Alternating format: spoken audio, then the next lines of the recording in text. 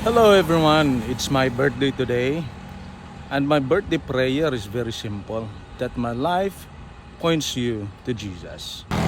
As you can see, I am in a missionary trip. It's very simple video muna. I'm here in Marama, Bukidnon. Medyo maingay. Today is God's Word.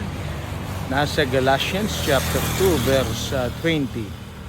For over 15 years, I was a businessman. God blessed the work. He taught me discipline and hard work, perseverance. But when God called me into full-time ministry, I laid it down. Meron bang regret when I give up my business? No, wala po. Because it's no longer me who lives, it's Christ living in me. Yung income na generate ng business, yes, mas malaki kaysa sa income ng isang pastor. But it's not about the income. It's about the spiritual aspect of our life. Pagka mamatay na po tayo, saan po papunta yung ating mga kayamanan? So, what shall a profit a man if he gains the whole world and loses his own soul? Kaya, God bless po, everyone. Thank you. Please share and subscribe naman. God bless.